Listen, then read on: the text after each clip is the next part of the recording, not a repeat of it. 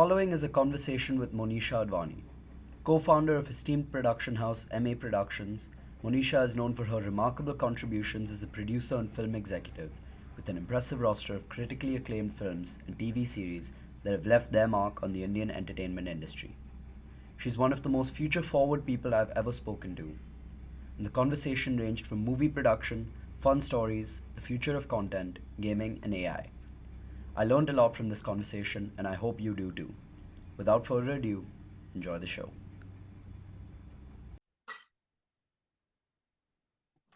And we are live. Welcome to episode 2. Nice to be here, Ryan. How are you feeling today? It's a wonderful Saturday, and I think it's probably the last one that we're going to have decent weather. So, The pretty pollution good. has been insane. There was rain in Mumbai, I think, yesterday Yeah. at 5 a.m. in March is unheard of, but Is it? Because I think, I mean, with global warming, we're seeing such changes, right? I yeah. think we've not enjoyed this kind of decent 20-degree weather in Bombay for the longest time. And we Yeah. thought, I thought it would last a week. And every day I'd wake up in the morning with a prayer, and it's just been answered. So I just hope I haven't run out of the prayers, because my next prayer is that please, when is the coastal road opening? Right? Oh God. Think soon, but that will be another environmental disaster. But I think that's a conversation for another day. Yeah, but I can only tell you one thing. I blame your generation, because we are suffering and you're going to have the advantage of driving at 100 kilometers. That is true. I am looking forward to that. Okay, Shoot. let's jump into it. Now you are the founder of MA Productions. Can you explain to the audience what is a production company? What exactly do you do? It's a very good question. So Emmay Entertainment was founded in 2011 by three of us. Nikhil Advani, who is a, a well-established film director, now in the business for 30 years. And with our business partner, Madhu Bhojwani, who we've grown up with. For those who are uninitiated, Nikhil and I share parents. And you'll be surprised how many people turn around and ask me, does that mean you're cousins? I say, no, we have the same parents.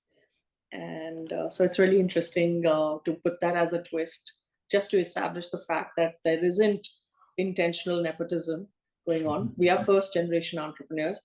And when we set this company up, I remember the question I asked Nikhil, because he had been in the business for a good 15 years before we started the company. And I asked him, I said, can you explain the entire supply chain of the process of getting a movie to a consumer? Hmm. And Nick said, we go into an idea, we go into then casting it, and then raising money to make it, and then making it, and then we have to distribute it, and we have to market it. And so I said, hang on, in such a vast, such a diverse set of skills that are required, don't you have verticalization? So he says, what do you mean by that? Aren't there people who do things in one area and are experts of it?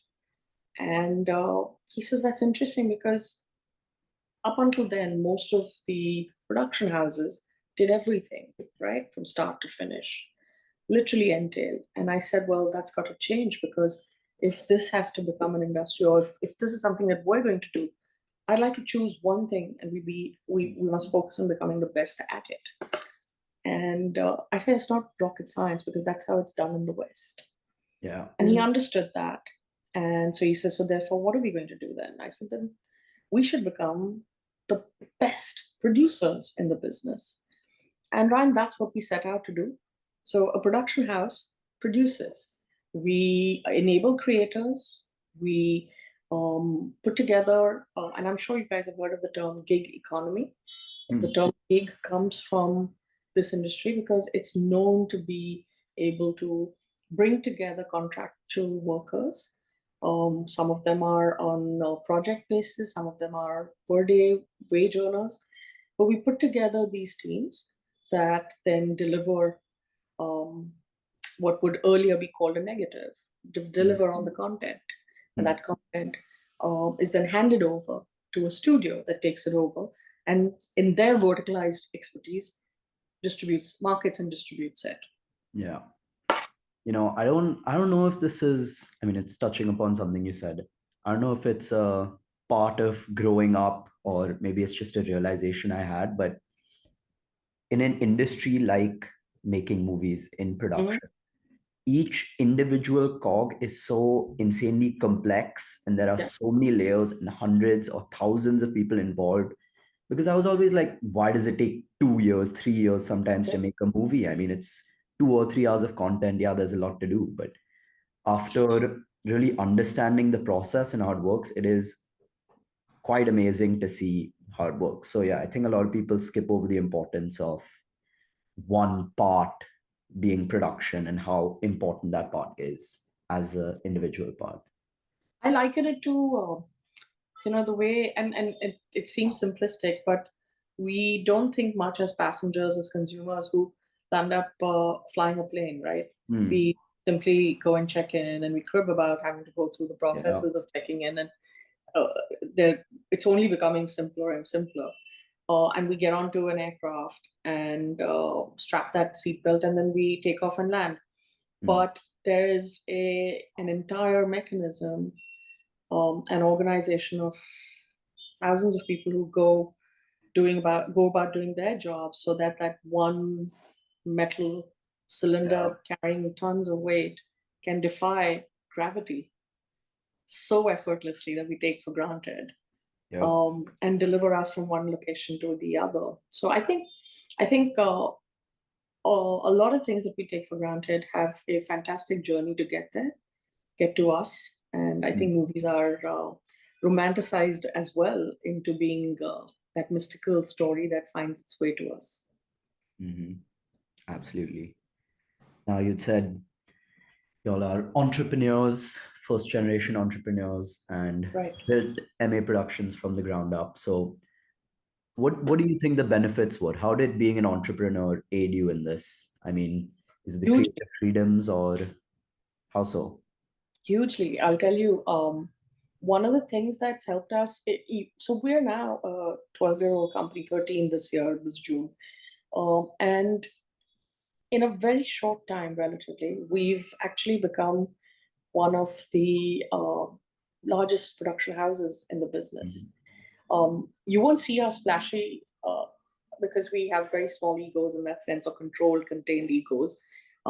We are very much about putting our work out there and letting that speak for us. So most paparazzi would be referring to us as Arihatu Udase, rather than taking pictures of us, because they don't know who we are, and we like to keep it that way.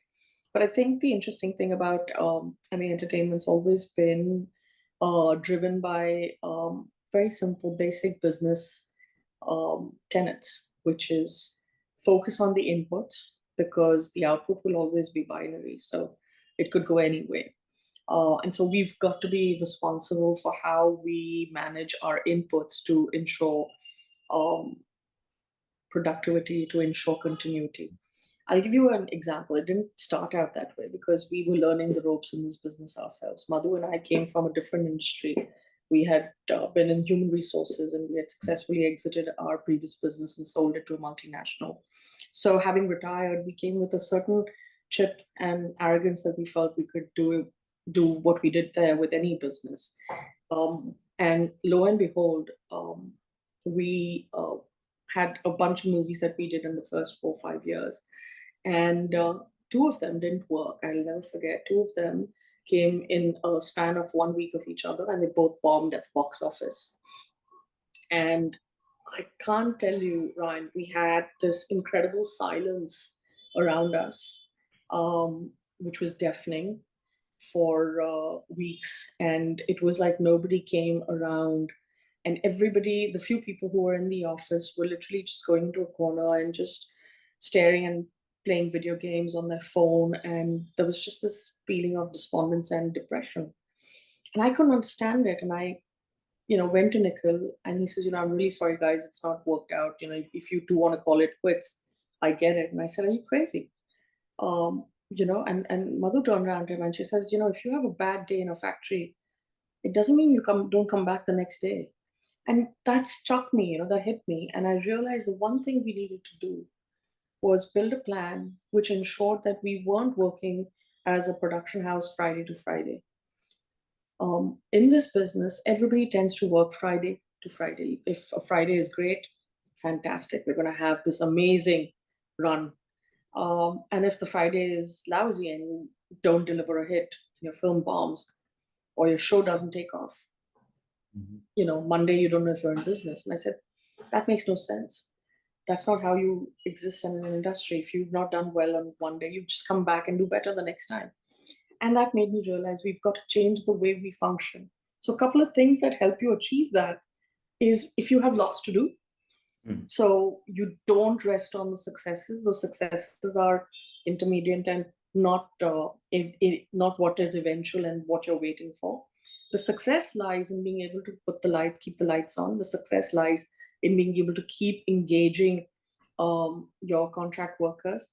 The success lies in being able to go back to work every single day. And I think that is what has driven us over the last 8 years. And we've built that discipline. We focused and we realized if we have to become that company that is going to be doing a lot of things at the same time, we need to create that kind of depth. Again, there is an overemphasis sometimes on the fact that we need to own the people who create the ideas. I don't believe that's the way to go about it, because ideas can come from an article in a newspaper for a film. It happened when we made a film called Airlift, literally small little blurb, and we said we've got to make this. An idea can come from reading a legal case. We read Butler House's legal case and said that's the film. It can come from watching a documentary, Mrs. Chatterjee versus Norway. So I think you have to realize that be agnostic to the source of the idea, but be very clear that you have the tenets to be able to house and enable that idea. So we focused on building our finance team, our accounting team. We focused on building certain standard operating processes in production, which are homogenized, and marketing. And of course, how we handle the ideas when they come in. Because the thing is that there is this subjective element to ideas, right? So we've got to be very clear about how we would receive it, yes, as a consumer. So it's like me telling you a story and saying, hey, this is the story I want to tell you about this futuristic world, and it's apocalyptic times, and we're going to have a threat from this microorganism that's growing within humanity, and it's going to come out. I'm talking about Last of Us here right now. And you're going to buy into it and you're going to say, yeah, that makes a lot of sense. But if I narrate the same thing to, say, a 45-year-old who has no idea of the game, and they're going to be turning around and telling me it doesn't make sense. So there's that subjectivity. So we've got to make sure we have a process that actually whets out an idea with objectivity as well. And I think that's what we've learned how to do well. Yeah. So would you say in this process, say you are proposing an idea for a new film or TV show, and there's disagreement, or someone is like, I get the point of the idea, but I don't think it'll make money. How will this be successful in this market? Is it what's the standard procedure at Emmay Productions? Is it a agree to disagree? Do you move forward, or does it rely on trust? So a couple of things. One is because we're three partners, at least two must buy into the idea and be very clear they're going to make it. And the moment we've agreed that we're making it, then all three have to be on board and say yes. So all naysaying has to end at that point. And even if you get the opportunity to say, I told you so, you just zip it up and take it on as a team. So I think that's an important culture point that we have. But before we get to that point of saying we're all in it together, it's a battlefield. This morning, Nikhil sent me a script and he put it on our group chat that it's brilliant. We've got to make it. Young and upcoming director who everybody is seeking out, and he wants to work with us. And so I'm on the verge of saying yes. I just need to read it and clear it. I've spent the afternoon reading it, and I'm like, why would we make this? Literally after this call, I'm going to get onto a call with him, and it's going to be gloves on, because if it wasn't, and I'd be disappointed, because I expect as would be expected from me, that if I propose an idea that he doesn't like, or Madhu doesn't like, I I defend my idea with great passion. Mm. And I think that is an important thing, because through that comes the logic that the three of us bring from our different personal experiences. So it's good to be a group of people in a room rather than one autocratic person turning around and saying, "Hey, I think this is the story we're going to make, and let's just do it." Yeah. What would you say it's like working with a sibling, someone you've known all your life? Oh my God. I have to keep, like I said, I try and say that we share parents and we don't share anything else. It's almost forebodingly saying that we don't have the same genetic code. No, I think it's a good question, Ryan. And I'll tell you, Madhu is our best friend. She's grown up with us like a sibling. Nikhil is, yeah, my sibling. And there's a fantastic familiarity that we have. We Mm. can call each other's faults out quite easily. I think it takes a lot to differentiate your personal lives from your professional lives, and to be able to turn around and say that, I'm not going to bring my uh, personal issues with you. For instance, like I just told you before we got into this interview, I get up early because I used to have to beat my brothers to the bathroom. I mean, sometimes I want to punch them in the face, because we share the loo at the office as well, even now. And I say to myself, damn, look at this. But Yeah. it's different, right? There's a different kind of respect we have to have, and boundaries that we have to maintain. And it's not easy, but I think I've been able to achieve that personally, and I think it's a due credit to the two of them as well. Yeah. I don't know. I might get slapped for saying this, but I have seen my mom and her sister on the phone screaming at each other, and then the next day peacefully having dinner together and smiling and laughing. Yeah, we So do it in about 10 minutes. We do it in 10 minutes, and yeah, food's that great leveler. Yeah, yeah, it's that, and it doesn't even have to be anything exotic. It can just be a plate of Maggie noodles. hmm, absolutely. Yeah.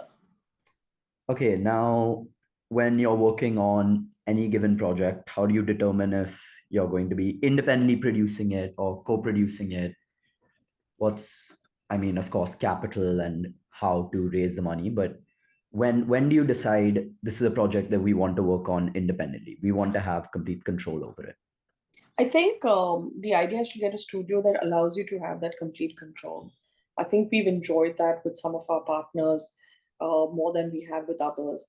And I think, it just enhances the experience, because, like I told you, we need to transition to trusting them to handle the last mile just as much as they need to trust us to take care of the actual physical production. And it's an interesting question you've asked, because I have recently observed that in filmmaking, it's very much, there's a greater maturity in the system to allow a producer and a director and the team to produce the film the way they wish to, Yeah. and then the studio takes it over, than in the case of web series. Hmm. I find that in web series, we have a very executive heavy studio structure Hmm. that lands up padding and participating in, literally the pin to the pod decisions. Is that good? Is that bad? I think for a company like us, we've really succeeded with some of those inputs. I Hmm. think having worked with someone like Danish from Sony on Rocket Boys has Yeah. been beneficial, because he is fantastic, very intuitive, and has added layers of advice that helped shape that show up. There are some times when I find that it's not worked for us. Hmm. In some cases, I find that we've been left handling a baby that suddenly doesn't belong to anybody. Yeah. So, unless the stakes are such that I have to include the voice of many, on set, it's important that it should be the voice of one. Yeah. And it's important to choose your partner according to that. Yeah. And just to clarify for anyone listening who does not know, I mean, you're the expert here, but basically, a production company would come up with an idea and a script and Mhm. say, here's this movie, it's going to be about so and so. and we're thinking of making it here and through this process, and say it'll cost X amount, it'll cost 10 crores, 5 crores, 20 crores, and they will go to a studio company who Mhm. will fund it. Now, in that structure, you were mentioning the importance of creative rights and are you in control? So you, as a production company, Mhm. are completely in charge of the production of the content, right? So Right. what exactly does the studio handle in this other than providing capital? Two things. The studio participates at different stages to evaluate what's being made, and their biggest responsibility comes from ensuring that what was promised on paper is what's being delivered in the actual execution. Two, I think one of the things for a country like ours and a market like ours where it's sensitive to censorship, I think the studio weighs in a timely manner to ensure that we are conforming to certain guidelines that have to be followed. It would be a shame if we didn't, because then you'd land up with a product that doesn't find its way to the market, Yeah. and that's that's a liability that comes back to bite us actually Mm. on many levels. Mm. I think the third thing, sorry, is that they look at how we are performing within the budget that's Mm. been agreed upon, and that's not an easy job. Ryan, most productions land up going over budget. Nobody anticipated, um, for example, an actor deciding to get married in the middle of a shoot and then taking off for 2 months and you're stuck with the unit, Yeah. or a pandemic coming and disrupting you for 2 years and there was no provision for that disruption. Mm. And you've got to find a middle ground to be able to manage those costs that are suddenly imposed on the production, whether it is as simple as masks, because you're not just buying masks for Yeah. one day or for one person, you're buying it for sometimes. I mean, we were shooting lots of very ambitious shows in the middle of the pandemic. We had Mumbai Diaries, we had season one, we had Empire, we had Kaun Banegi Shikharwati, and these are all massive shows with extras and junior artists and massive sets that had to be built. So the crew was huge. I mean, we created close to just Emmay Entertainment created 20,000 jobs during the pandemic, Mm. and this has been recorded and acknowledged. And so protecting 20,000 people day in and day out was a very expensive process, and um, we had to save money by becoming more efficient in places so that we could divert that budget to this, as well as impose on our partners. Some of the partners, studio partners, were dictated by their international counterparts to meet Yeah. those obligations. There were some who said, "Tough luck, find Yeah. a way." Um, but we just had to suck it up and make sure that again, that's where the fiscal discipline comes in, Mm. the way we manage our inputs, and we ensure that we keep a buffer that anticipates these kind of unexpected events or force majeures, as they're called in Yeah. legalese, and we plan for it. So I mean, it's exciting because in many ways it's like troubleshooting. A producer is doing that all the time. So if you're somebody who's got a very investigative and a very curious mind, solving problems, puzzles, chances are there's an enabler, there's a producer in you, and this would be a great job for you. Yeah. I feel like the image of a producer is I'm working on a movie and I only care about the script and creating my envisionment of what I want to make. But there's so much more that goes into it Yeah, that is not seen. But completely. There are times when we've had to manage actor expectations. I remember we had this one very famous actor who was joining a crew of ours, so that's 6, 7 years ago. And the day before he was starting to shoot, we get a call from his manager saying that you need to send a 7 Series BMW or an S Class Mercedes for him. So we said, hang on. I mean, he lives in Mumbai. So why do we need to do that? And so she said, yeah, but he's not going to use his car to show up at work. You need to send this. So now we're sitting with our production team and we're like, what's the budget going to be like on this car? I mean, if he's going to be shooting for 60, 70 days. Yeah. How do we manage this, right? We've not planned for this cost. So I'm looking and I said, I have an idea. And I said to Madhu drives a Scorpio. And I said, Madhu, take your Scorpio and go and fetch him in the morning. And she says, but he's asked for a 7. He's going to challenge you. You're the producer. Yeah. And you're coming personally to fetch him in your car. And if he berides you for the car you're driving, that's on him. Yeah. And sure enough, she went. And when the actor came down and he goes, oh, hi, Madhu, what are you doing here? She says, well, you needed a car to take you to work. So I'm going to drive you every day. And are you okay sitting in my car? It's a Scorpio. I'm sorry, it's not a fancy car. You know, Ryan, it was the nicest way of conveying a message. Yeah. And ensuring that we stayed in our budget and he stayed in his lane. That is an You're not going to get absolutely know who amazing the actor is. story. Get it. I'm not going to tell you. Yeah. I won't ask, but I think the perception of audiences is the actor or actress is the king, because I mean that's who we see. That's the star. It's always, here's the star actor, then maybe the director, then maybe the producer. Everyone else is left in the dust, unfortunately.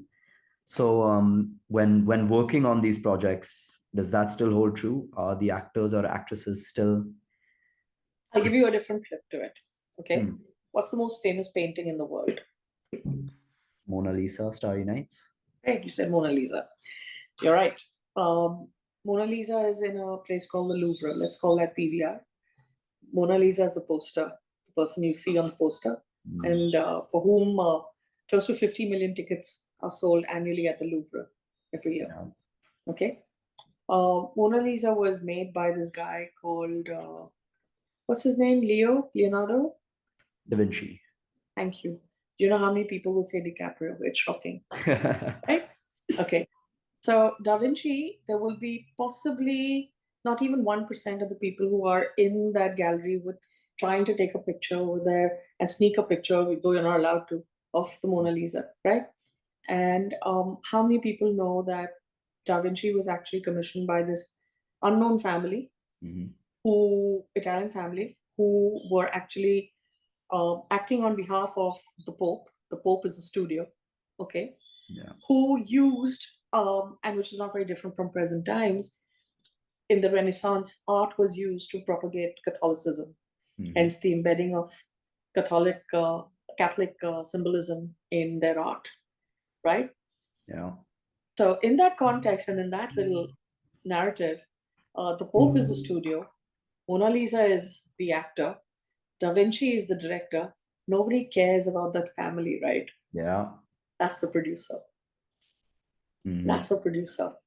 So I don't mean to sound self-deprecating, but I always think that a good producer is one who appreciates and accepts that they're going to be the enabler of that entire process, and their reward lies in the fact that they get paid for the job and they're able to keep doing what they're doing and keep building, and somewhere in their hearts know that they enabled the Mona Lisa. That is a very, very poignant analogy. Thank you. That was great. But on the topic of art, I mean, I consider movies, any piece of content is art. Sure.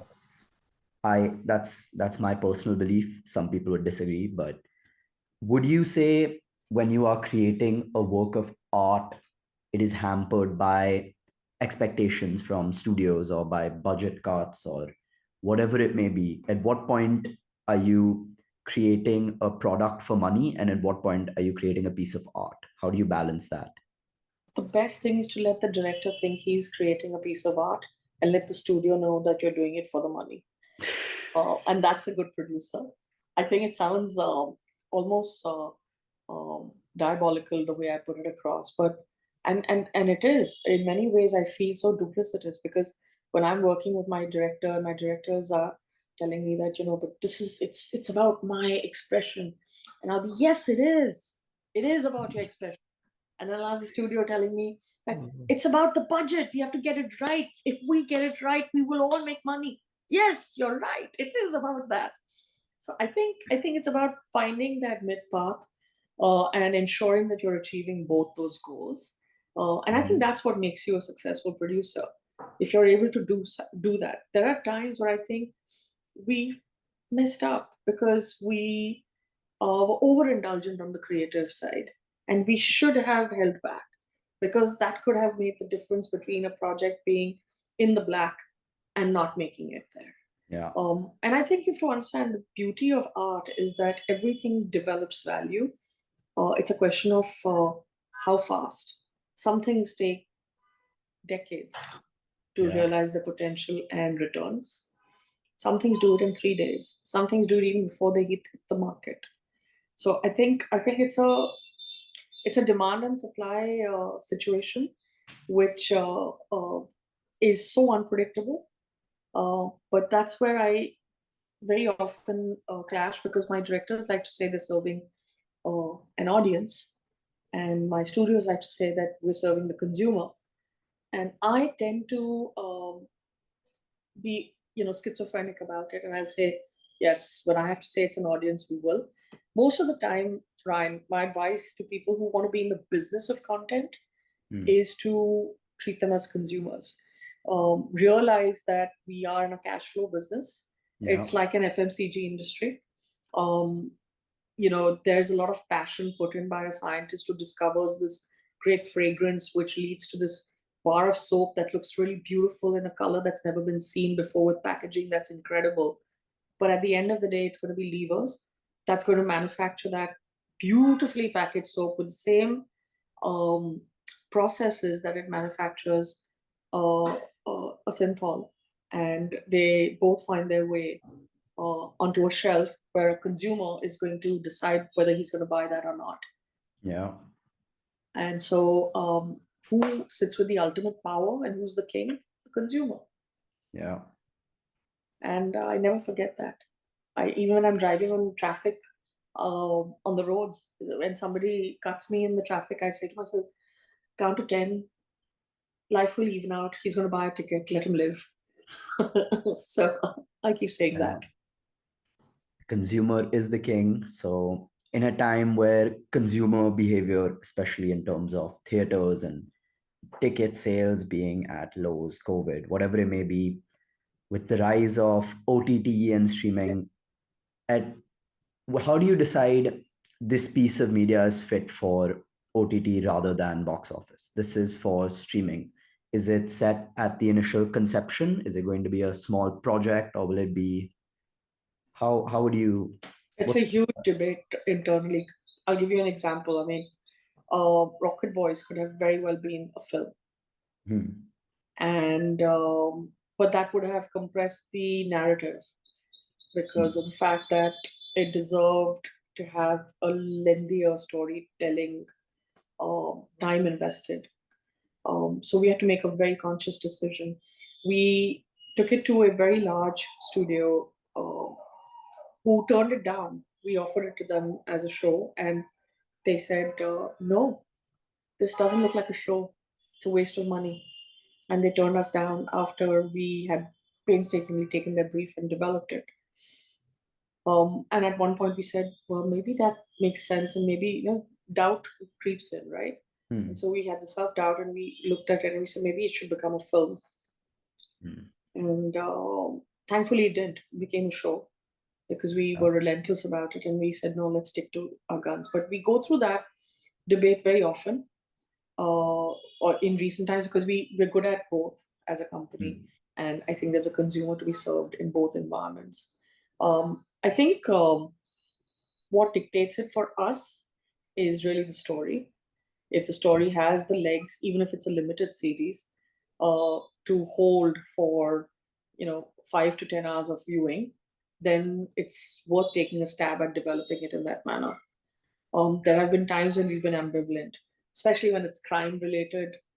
People consume crime in both platforms. I mean, that's the most interesting example I can give you. Both romance and crime can be in a film format as well as in a long format of Hmm. shows. Question is, how do we want to play the story out? Yeah. It's a little different when it comes to biopics, or slice of life, slightly different objectives, because those are more character invested, and so it depends on how much of that character can be seeped and how long you can take it. Okay, I think let's switch focus for a minute. So nowadays there are, I mean, as there always have been, a lot of young people who watch movies and are really interested in media and want to get into filmmaking, and whether it be production, direction, acting, whatever it is.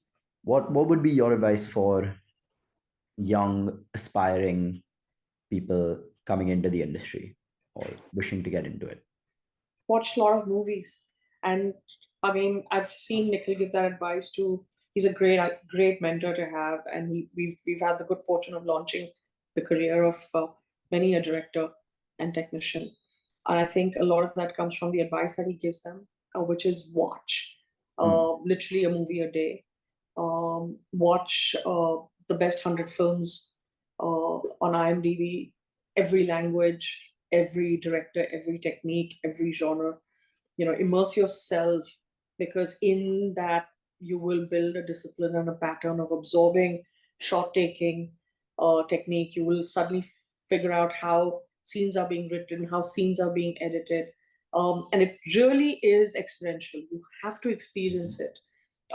In terms of taking courses, I think, Brian, the fact that your generation's got this wonderful opportunity to experience education, not just in India, but also abroad. You have great courses that are available in filmmaking. They sound very vocational, whether it's at NYFA or whether it's at Tisch itself or in at USC. But there's Chapman, which is focused on filmmaking. There are great programs in the UK, which are very focused on developing production skills, direction skills, cinematography skills. I think it's important that you absorb as much of that as you can. If you are pursuing other subjects and you have an interest in cinema, take film appreciation courses and see if that exploration helps you and cements what you want to do. And tech. I mean, you'll be surprised how much tech is invested in content generation. I think the best part about the future is the blurred lines between what we produce on this and what we produce using very formal setups. I think that's fast disappearing. I think our world is becoming, this is the real democratization of content. The democratization of content is not the fact that you can break the wall on the top 5 actors and start working with 50 others. Everybody, tends to, in their echo chamber, think that's the democratization. I don't think so. I think the real empowerment is coming in the form of the fact that anybody can make a film or tell a story. And I think that's fantastic. I think that I have as much intrigue and curiosity when I'm looking at platforms like Pocket Aces, as much as I do with constantly being in awe and studying the tech behind Netflix. I think it's the same thing that makes me look at cinemas. We're not going to, they're not going to go obsolete. I think what's going to change is what we consume there. I think how we consume it there. I think you will see an era of esports coming in. So I think, content media, I mean, I'm running away with your question, but I think it's a very exciting future. Right. And you can be sure that there's, if it was to be, to look at it as a careerist, I think I have full respect for people who take a conscious decision that they're going to actually sit and make a pasta a day, film it, and post it on YouTube or on a platform and find a way to make money from that. And that's content that I respect as much as I do somebody making, Dune. Yeah. I feel like you've looked into my notes and answered the next 10 questions in one somehow. I'm so sorry. No, you can no, ask me to please. gossip some more if you like. I can tell you more anecdotes. Producer pain. No. So linking back, like you had said, we've not even right now, in the past 20 years, due to the advent of the internet and it finally being accepted as a part of society. It's no longer this is the new fun fad that's here. Yeah. I mean, the internet is here to stay and it has changed content and media forever. Today and for the past 5 7 years, the dream job of children has been, I want to be a YouTuber, I want to be a content creator. Yeah. So it clearly has had a big impact on this generation as a whole, the way content is being created and consumed. I mean, tomorrow I could start making high quality YouTube documentaries with Yeah. no experience, just a few Google searches, and I could learn from YouTube, free courses online, or I mean, even challenging formal education. I mean, not to discredit the importance of Yeah. education and higher education, but the accessibility today to information and the ability to create content that anyone in the world can see is at an all-time high. I mean, Yeah. in 2 months, I could be a millionaire from making really successful YouTubers. How is someone like Mr. Beast, one of the most Yeah. influential people on the planet, just from making YouTube videos? It's such an absurd concept to think that one person making YouTube videos can now have a burger chain and Yeah. chocolate bars and have translated versions of his videos into every language. I mean, And it is. sneakerheads. I mean, the concept of sneakerheads was created by them. It's crazy, right? Mhm. You're right. I mean, I think it's got to do with a couple of things. Socially, I feel the juxtaposition of tech and society has resulted in access.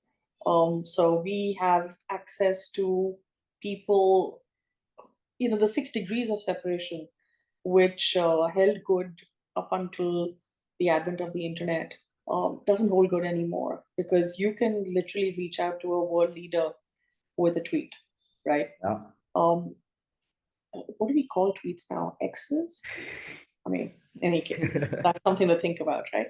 But that's my point, right? The accessibility has somewhere just blown and created this huge opportunity for people's voices to suddenly be heard. And we think that we are building walls of oppression. The weird thing is they're also being demolished and being brought down because the very people who are getting the opportunity to make that commentary are doing so and amplifying it on platforms that are limitless, right?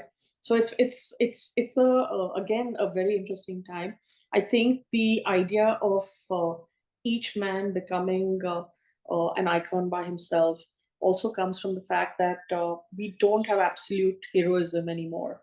One of the things that the lack of access did was create an environment where we had the visibility of very selected heroes in our lives. Yeah.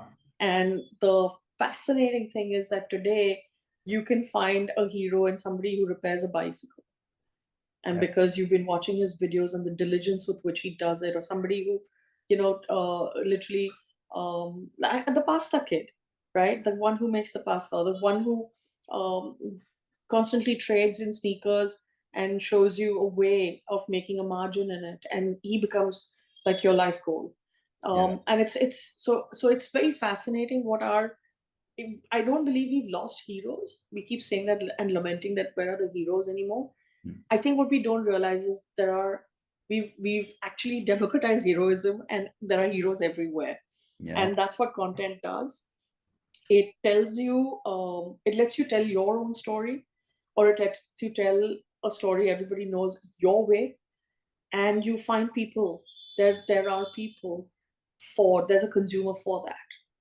There may be lesser consumers for some things, there may be more for others, and that I think is that virality again is driven by access. It's driven by the mood of the day. Because Yeah. when people ask me, "What are you competing with? What's your biggest competition?" and I always joke and I say Taimur, you know, and I say on any given day he crosses the road from Dhirubhai school Mm. and to get into his car, and that video will probably get more views Yeah. than a film on that day, right?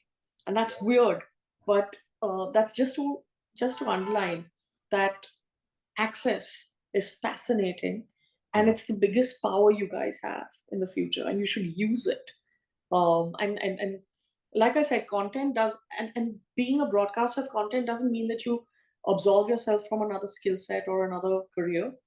The beauty of this is it can work as concurrently as somebody who trains to likes running and trains to be a marathon runner. The difference is we're living in this world where you can actually monetize that, Yeah. which is fantastic. I think the paradigm shift of blurring the line between consumer and producer so much. I mean, basically every single one of us today is a producer, Yeah. not in the No, sense that you're you right. are a producer, but we all produce content. We Totally. are all on Instagram posting posts and stories, and while we might consider that our personalized, that adds up. It is the same way Bang your on. videos or a podcast would have collective watch time as a statistic. You are retaining attention from hundreds, if not thousands, of hours of human attention. And anyone in the world can do that today because, It's well, yeah, it is. I'll give you a fascinating statistic. So this has been published by Ernst and Young and Fiki last year. This year Mm, they'll publish it next week, and I'm sure it'll be updated. So up until last year, on an average, across about 400 million, roughly 400 million smartphones in India, close to 5 to 6 hours of content is being consumed by the average Indian. Okay, mm, and of that, only about 30 minutes would be on an average daily consumed. This is daily, huh? mm. Would be daily consumed on organized content, which is what we Yeah, produce. So get this, 5.5 hours yeah, is made up of peer-to-peer content. yep. So when people turn around and tell me that, oh, the next influencer, we should try and get them to come into films, I'm like, are you mad? I said, Varun Dhawan's a bigger star on YouTube than his films can ever do, on Instagram than his films could ever do. It's very weird. And this is not to take away from the kind of value he brings to a film, and you know, but I'm just giving this as an example that if you were to actually statistically break down his outreach of a post that he puts on saying, my abs are looking great today, click, you know, it's incredible. Because if a film was able to get that kind of viewership, we'd be not sitting as a cottage industry. Yeah. We would actually be turning around and making more than releasing more than 400, 500 films a year, which we don't. It is, yeah, I guess consumer demand changing. Another industry, you had mentioned this earlier, I've been itching to talk about it. Please. The gaming and esports industry. I think we've spoken about this before, I think a few months back.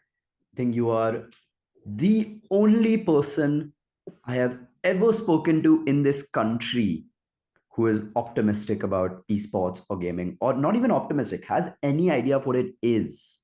Because if I went to my parents today and said, someone playing Fortnite just made $5 million and it's their life, I mean, the same way someone trains 6 hours a day and works hard to become the fastest man or woman in the world, he is the best Fortnite player in the world or the best Yes. whatever game it may be.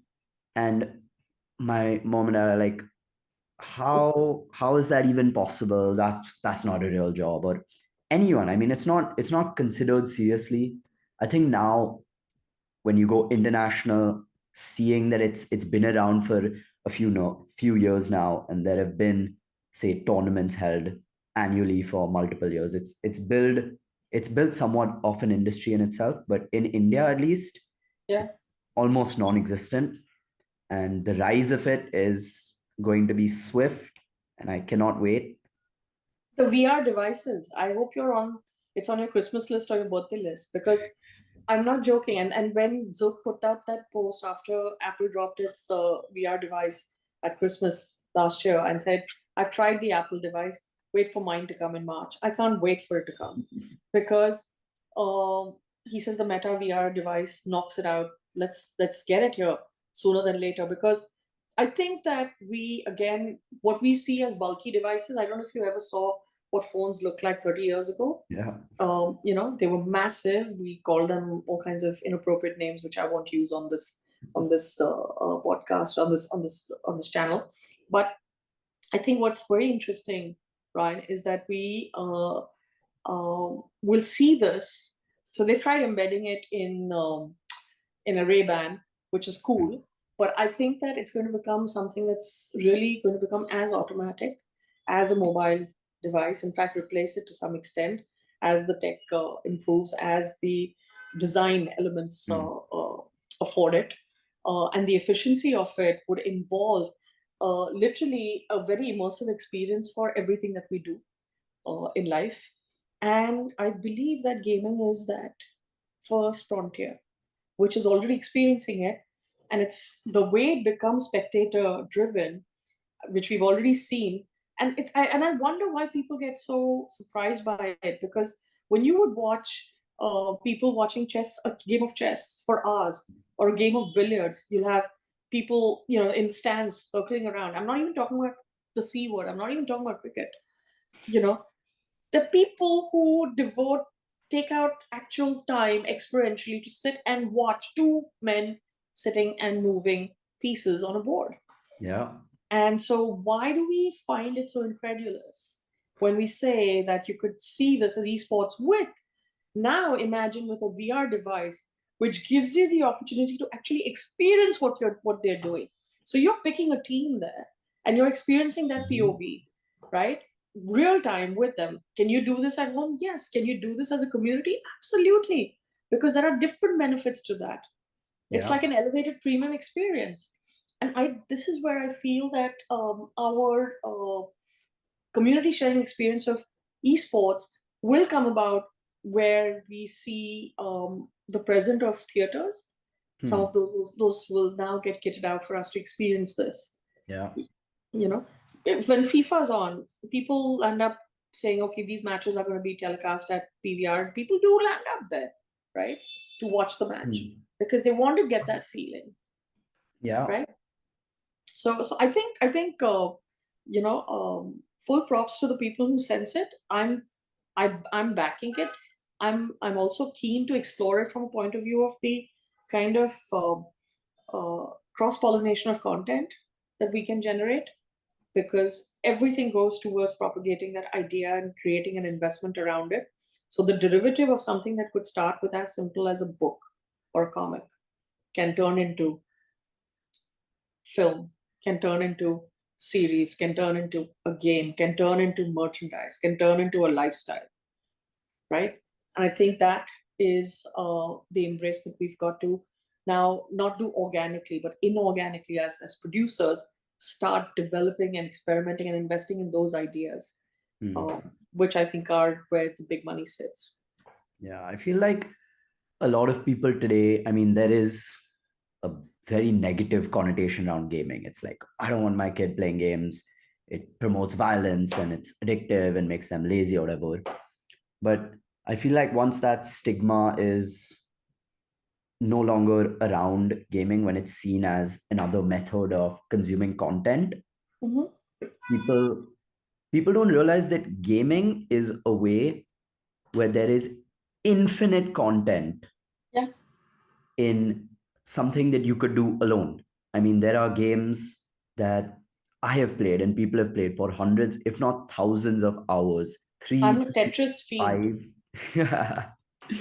Tetris. So Dude, many. you have no idea. My previous business, I actually business planned it while playing 8 hours straight of Tetris. Oh my God. I'm talking 1994, right? You're not even a sperm at that point.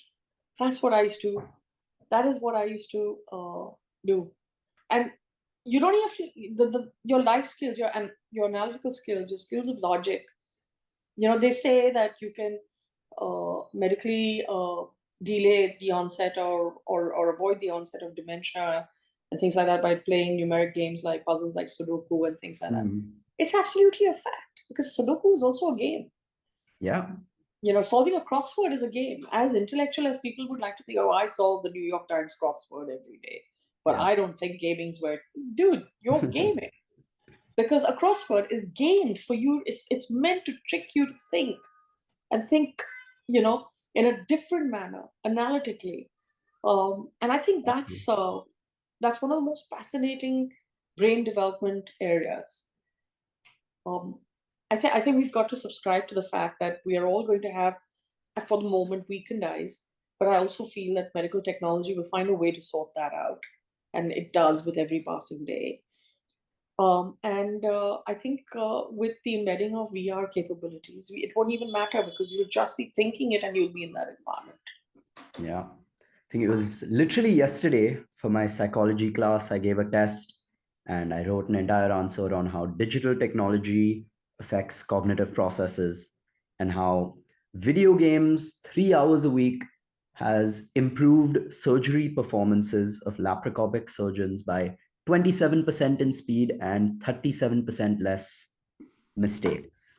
I love data, and data never lies. This is fab. I'm going to use this Yeah. insight because I am all for it. I really think um, we demonized television. I remember when it first came, we demonized mobile telephony. It's natural for us to resist change, and tech is the one thing that we all fear because we think it involves the academic application of our minds. The weird thing is that once we overcome that and we embrace it, it just makes things easier. Yes, I mean, the job's at risk. We all know that.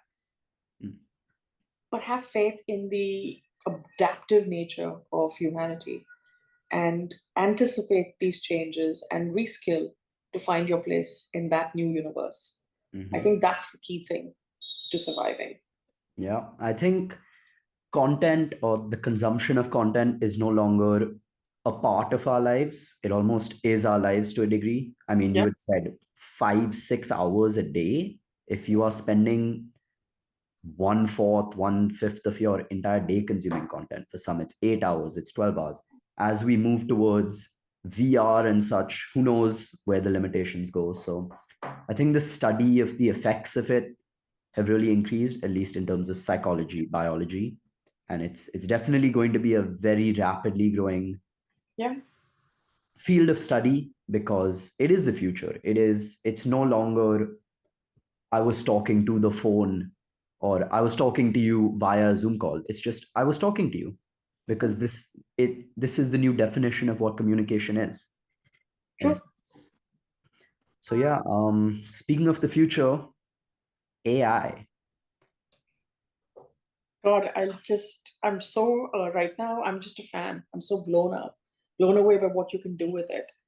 A simple thing like storyboarding, right?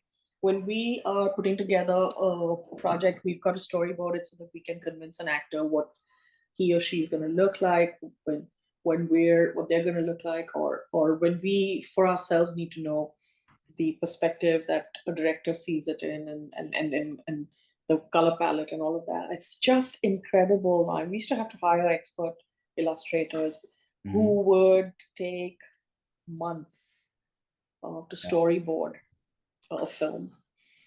And now, literally in 4 hours, I can have my script, which is on a software, which there's a middleware that talks to it, connects it into the AI app, which storyboards it.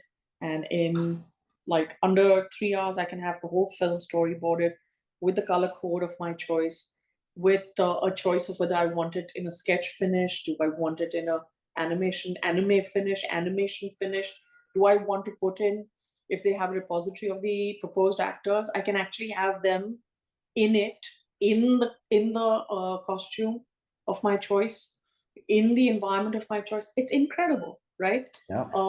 And this is just one aspect of filmmaking. When you look at what we have in the breakdowns that need to be done, the roles played by the various direction team participants, I think it's incredible, and how quickly it's all happening. Um, we have a team at Emmay that's actually dedicated to right now, as we speak, doing a project where we're looking at the past 4 films that we've done and 4 shows, and we're putting those through from script to end to see how the various different softwares that are there and we're benchmarking all the software against each of these projects.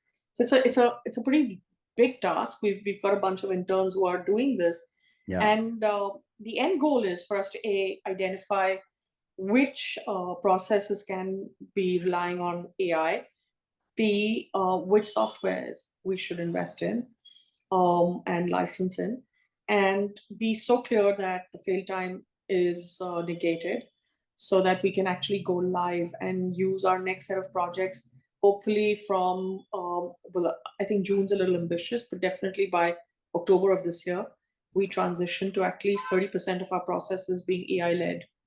Mm-hmm. And so this is a very conscious step Yeah. that we're taking. I can tell you there are lots of companies in India that are developing AI tools for the media and entertainment segment. Yeah. Some of them, I'm inclined to say, don't reinvent the wheel. Just license the stuff that's already available in the US or in Europe and bring it into India.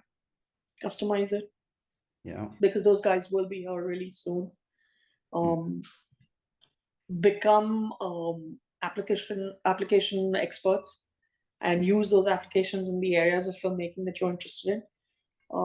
And that's what I mean, be adaptive, because that tech, it's part of that whole accessibility, empowering Exactly. world that you talked about. And that makes a producer out of all of us. I Yeah. love that. I love that thought. And I think how good you become at that depends on how much of tech you embrace and apply. Yeah. I mean, I see so much fear around, oh, all the jobs. I mean, there's Yeah. going to be so many jobs lost. And yeah, there will, but I want to use film as a metaphor for this. I mean, the same way green screens revolutionized cutting costs, or recently, like The Mandalorian season 2 was Yeah, yeah. filmed entirely with an LED backdrop for basically every single shot, and that saved a lot in production. Yeah. This is just the next step. It's the future. And I mean, those, of course, people lost their jobs and their work cost cut, but there will always be new opportunities. That is how humans have developed for the past thousands of years. Development in technology does not make humans obsolete. No. We always think there's going to be a breaking point, but we don't exactly reach it ever. So what's to say this is that point? I think the definition of working hours will transform, where we are used to these 40-hour weeks, technically. I think that will hit a compression, but the value of what you're doing will reach a point where it doesn't impact sustenance. I think we'll become more focused on survival skills, such as nutrition, health, logistics. I think these are areas that we'll start focusing on. I think your generation is going to become a generation of renters because they will appreciate the flexibility and fluidity of being nomadic. And I don't think nomadic comes from a point of view that, oh, I'm a tribe who has to go looking in search for. It's going to come from just wanting to experience different things. I think that you will be food growers. At least 50% of what you consume, you will either individually or as a community choose to grow yourself. Yeah. And that's all the way we will combat topsoil erosion. That's how we'll combat AQI issues and ensure our individual personal nutrition needs are met with, and therefore our health goals. So I think some of these changes will be accommodating for the change in structure of how we are employed gainfully and how we create wealth for ourselves. Yeah. And what we How don't we really, define wealth, yeah, sorry. or maybe one day in the future, Yeah. how we define wealth. Yeah, absolutely. I think traditionally we've always defined it as real estate ownership, and that's going to become a completely obsolete context. Exactly. You know, because like I said, it'll be a world of renters. Because the thing about real estate is that it somewhere propels you to anchor yourself to where you are, Yeah. as versus the fact that you want to have that fluidity Yeah. to move around. So I think it's an exciting time. It's scary for my generation because we have worked conversely. We've talked about Yeah. the fact that we should make sure that we have real estate. We've made sure that we have food that is being made by someone else and delivered into us. So there are lots of these things that I think we're scared of changing, but we shouldn't, because I think it will just take us to more interesting times. And hopefully, I mean, we'll avert apocalyptic futures as predicted by so many of our wonderful films that we make. I feel like if we've avoided apocalypse thus far, what's to say this is the breaking point? What makes this the threshold? That's because you and I are arrogant enough to think that this is not an apocalyptic time we're in. I don't think this is. This possibly is, and we don't even realize it, because in the context of there is a better future, chances are they're going to look back at history and say, man, how these guys almost screwed it all up, Mm-hmm. right? And so you have to live with hope. And I'd rather think of the world moving towards this utopia than to think of it moving towards anarchy. Yeah, You know? that is a scary thought. That is. Yeah, but that's a different kind of conversation, I guess. But you should know that being a good producer means you keep exercising your mind and your imagination. Mm-hmm. Okay, I think we've been at it for like an hour now. Yes, we have. It's wow, more than enough. Well done. Yep. Uh, that's a good note to end on. Any closing remarks? Anything to say? It's been fun chatting with you. I learned stuff from you today.